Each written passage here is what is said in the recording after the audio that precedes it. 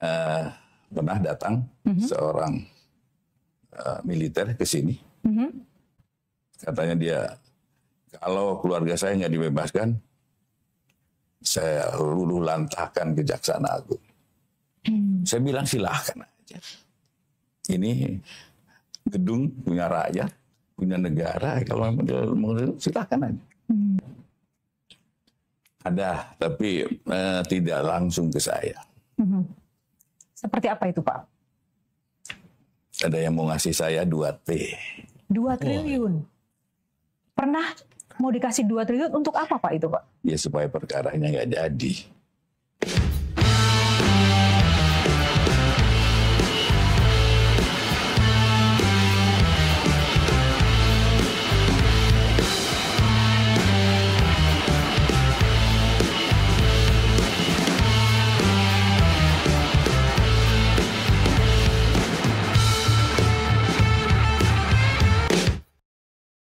Oke, Assalamualaikum warahmatullahi wabarakatuh. Jumpa lagi di Cilos News yang selalu menayangkan mereaksi berita-berita yang hangat dan tentu menjadi kebutuhan masyarakat.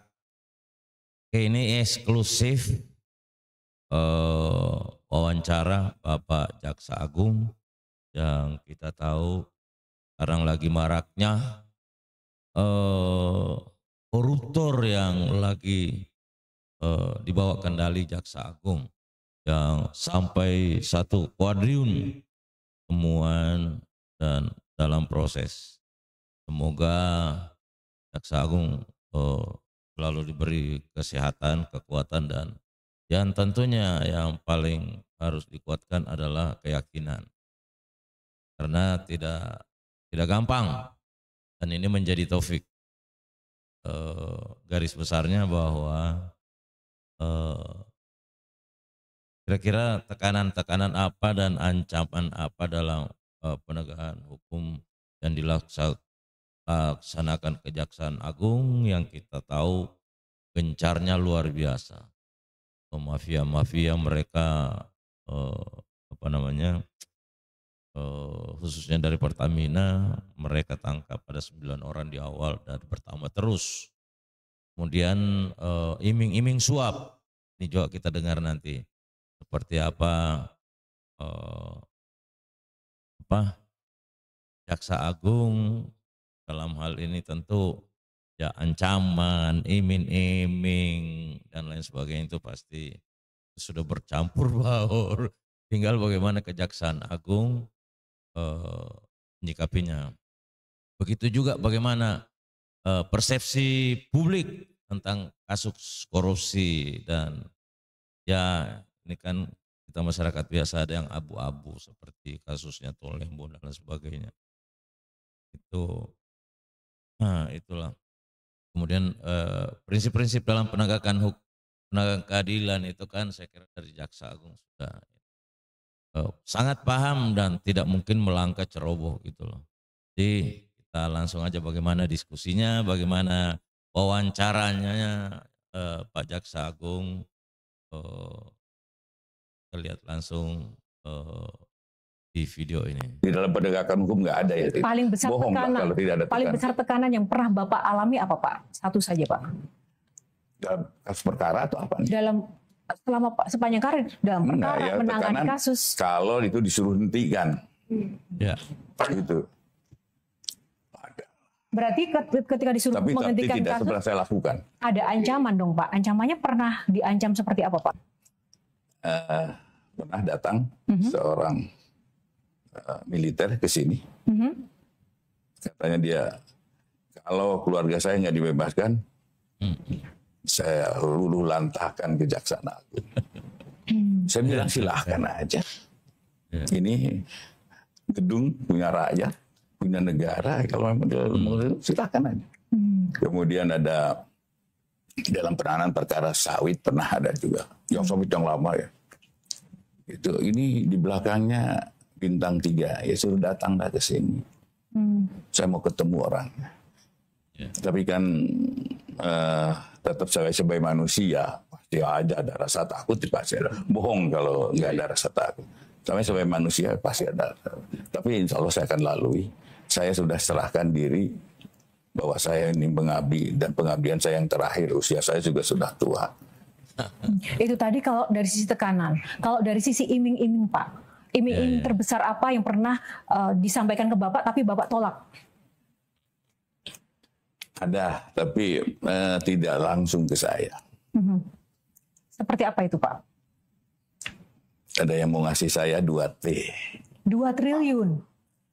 Pernah mau dikasih 2 triliun untuk apa Pak itu Pak? Ya supaya perkaranya nggak jadi. Apa yang Bapak katakan saat itu? Bagaimana menolaknya? Saya bilang, nggak ada. Ini tetap harus berjalan. Gimana pun juga, ini adalah marwah kejaksaan, juga marwah saya secara pribadi. Saya pantang untuk surut.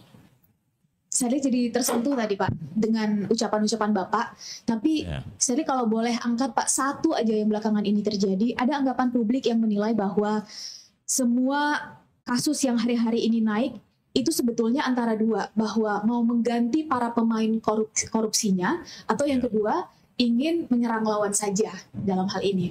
Nah, dalam hal ini kalau boleh mengambil satu contoh adalah misalnya kasusnya Pak Tong Lembong. Bukan kasus tangkap tangan, terbukti impornya paling kecil, ternyata juga tidak menerima keuntungan, tapi dipanggil Pak, dikasuskan. Nah, sedangkan itu tidak terjadi boleh jadi ke menteri lainnya. Kalau boleh Pak ini dijawab agar publik akhirnya terpuaskan logikanya dan untuk menjaga bahwa keadilan adalah keadilan sebagaimana yang Bapak sampaikan tadi, itu sebetulnya bagaimana Pak? Gini Mbak, kalau kasus-kasus itu lihat aja nanti hasil putusannya. Saya tidak akan, insya Allah putusannya. Dan kan tidak harus, ya. Saya tidak terima duit. Kan memperkaya orang lain juga di dalam undang-undangnya begitu. Memperkaya orang lain. Itu sudah satu tidak pidana. Tapi saya memang tidak ingin jawab karena ini sedang berjalan. Jadi mohon maaf nanti tunggu aja putusannya. Kalau yang tadi pertanyaan Shirley di awal bahwa kasus-kasus besar ini pertanyaan publik sih Pak, ini antara memang hanya sekedar ingin mengganti posisi pelaku korupsinya saja, pemain lama diganti pemain baru, atau seperti apa sebenarnya? Kalau Pak? kami tidak punya pikiran itu, tetapi ada fakta, ya, kemudian kita buka, itu aja. Soal nanti silahkan aja, saya bukan di urusan saya lagi kalau mau untuk pengganti atau ganti. Tetapi kalau itu terjadi lagi akan saya tindak lagi. Bapak seberani ini nih sebetulnya apa sih Pak yang ada di dalam prinsip Bapak dalam menjalankan keadilan ini kayak gimana sih Pak? Gimana pun juga gini Mbak, saya ini selalu tertantang, ya. Bahkan saya kalau ditekan semakin membeku. Artinya kalau saya sudah melangkah, apapun harus saya jalani. Dengan resiko apapun. Jadi begini, begitu saya dilantik, saya kumpulkan saudara-saudara. Termasuk TB Hasanuddin, saya kumpulkan. Kalau kalian melakukan perbuatan, ya, pidana, apapun, apalagi korupsi, di dalam Ya, jadi wawancaranya kami tampilkan hanya sedikit, tapi saya kira sangat menarik dan intinya punya muatan yang luar biasa. Ini kami simpel, tapi semuanya tajam.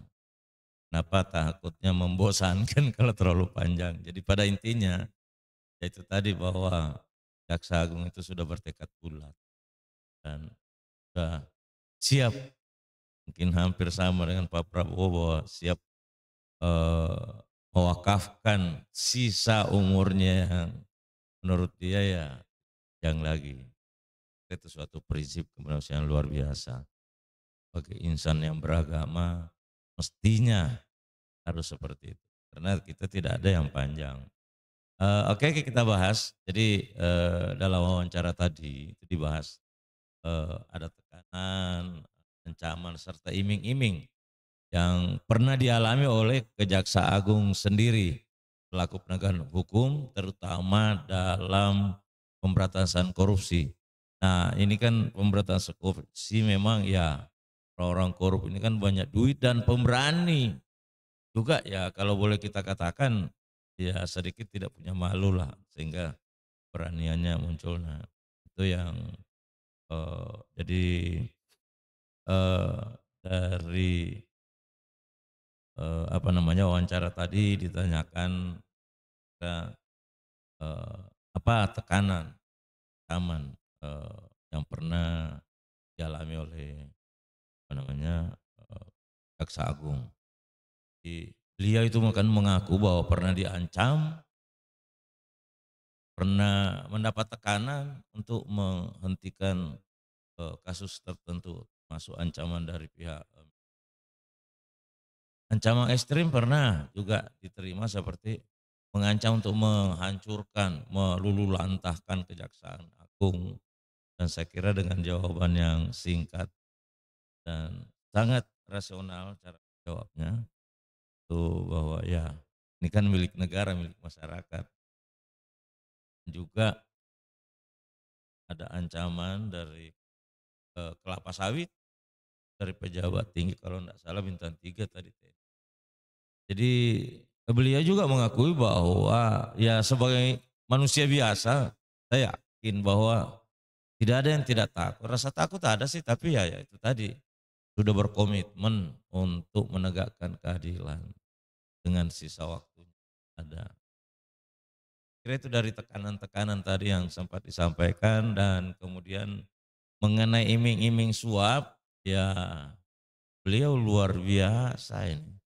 2 triliun untuk menghentikan satu perkara. Cuma sayang tidak sebut atau diberikan gambaran sedikit tentang siapa beliau. Dan itu dengan tegas mereka menolak, karena ya itu tadi bahwa Kejaksaan Agung ini adalah marwah, menyangkut marwah kejaksaan dan integritas pribadi juga itu mereka. Dan tadi kan terjadi dialog dari saya Pak Sherly ini dulu, mahasiswa memang orangnya, muncul satu persepsi dari beliau Mbak Sherly bahwa beberapa korupsi yang sedang diproses hanya mengganti pemain lama, para pemain baru digunakan sebagai alat politik. Orang-orang untuk namanya korupsi ini ya diganti pemainnya kan, pemain baru untuk meneruskan sesungguhnya korupsi. Dan juga di balik itu juga ada penanganan kasus yang menurut persepsi masyarakat bahwa itu hanya bagaimana pukul balik lawan-lawan politik yang ya masa lalu mungkin waktu masa-masa kampanye berbeda, tidak sejalan lah jalan. Itu persepsi patut digugah gitu. Persepsi masyarakat bahwa kelihatannya nampaknya yang kita tonton itu ya lawan-lawan politiknya aja gitu loh. Namun dari Pak Jaksa Agung dengan santai bahwa ya di pikirannya beliau itu tidak ada seperti itu. Ada. Dan jelas pada prinsipnya adalah penegakan hukum keadilan. Bahwa persoalannya ada persepsi, ya silahkan ditunggu hasilnya, karena tidak bisa mereka tidak menjawab karena pada posisi dalam proses hukum gitu. Nah, dan itu tadi bahwa Pak Jaksa Agung itu secara pribadi semakin mendapat tekanan, ya semakin tertantang gitu loh. Nah, juga bahwa dia mengaku bahwa termotivasi dengan adanya tekanan-tekanan dan sejak awal dilantik dia sudah memperingatkan rekan-rekan yang kira-kira terlibat dalam perbuatan pidana terutama korupsi dan tidak memandang bulu termasuk keluarganya. Ini mereka memang sudah tekad bulat dari Jaksa Agung. Dengan wawancara ya, kalau boleh dibilang diskusi lah karena menyorot serta suap.